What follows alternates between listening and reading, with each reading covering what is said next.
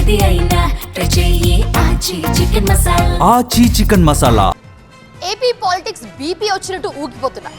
Amaravati centric గా అధికార TDP విపక్ష వైసీపీ మధ్య మాటల తూటాలు పేలుతున్నాయి. స్టీల్ బ్రిడ్జ్ నిర్మాణంలో అక్రమాలు జరిగాయని వైసీపీ ఆరోపిస్తే పారదర్శకంగానే టెండర్లు పిలిచామని టీడీపీ కౌంటర్ ఇచ్చింది. ఇక మరోవైపు రెడ్ బుక్ రాజ్యాంగం వర్సెస్ శవరాజకీయాలంటూ నేతలు శివాలెత్తుతున్నారు. ఏపీ రాజధాని అమరావతిలో నిర్మాణాల విషయంలో దోపిడీ జరుగుతోందంటూ మండిపడ్డారు వైసీపీ నేత అంబటి రాంబాబు. సీడ్ యాక్సెస్ రోడ్డుకి ప్రభుత్వం 1519 కోట్లు ఖర్చు చేస్తోందన్నారు. 21 కిలోమీటర్లకు ఇంత ఖర్చు ఏ దేశంలో చేయరన్నారు.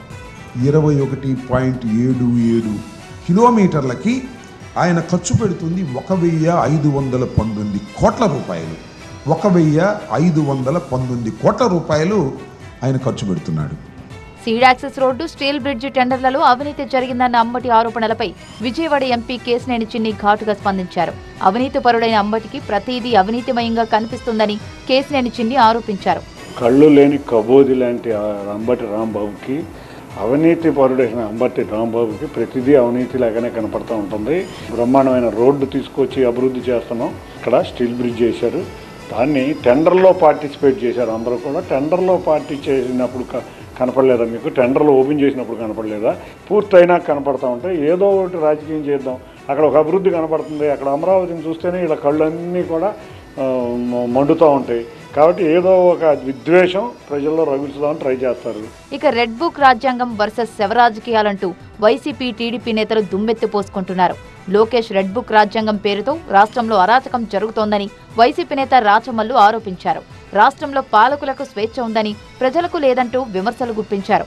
ఈ దేశానికి స్వాతంత్రం వచ్చి 79 సంవత్సరాలు, మన రాష్ట్రానికి స్వాతంత్రం పొయ్యి 26 నెలలు. ప్రజలారా, అంబేద్కర్ రాసినటువంటి రాజ్యాంగంలోని స్వాతంత్రము, స్వేచ్ఛ కావాలని కోరుకుంటున్నాము.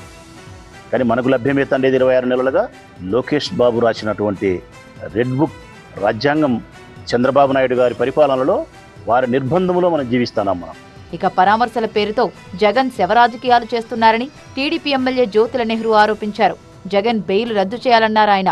కొట్టినోళ్ళు, చంపినోళ్ళు ఏళ్ళనే పరామర్శ చేస్తాడు. పోగేసుకోవడం, రావడం, అల్లరి చేయడం, రోడ్డు ఎక్కడం, రోడ్లు బందులు చేయడం, ఎవడోడు చచ్చిపోవడం. మళ్ళీ ఈ శవ రాజకీయాలు చేస్తున్నటువంటి దుర్మార్గుడిని ఇప్పటి నుంచన్నా అరికట్టి ఖచ్చితంగా న్యాయశాఖ దీని మీద దృష్టి పెట్టాలి.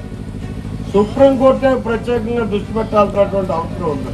ఈ నగాయిత్యాలు జరుగుతున్నప్పుడు ఒక బెయిల్ మీద ఉన్నటువంటి వ్యక్తిని 12 సంవత్సరాలు 18 సంవత్సరాల పాటు బెయిల్ మీద ఉన్నటువంటి వ్యక్తి అఘాయిత్యాలు చేసుకుంటూ వెళ్తుంటే అసలు ఆ బెయిల్ ఎందుకు రద్దు చేయరండి నాకు అర్థంగా సోమోటోగా తీసుకుని అగ్గిపుట్టిస్తున్న మాటలతో ఏపీ రాజకీయం భగ్గుమంటోంది.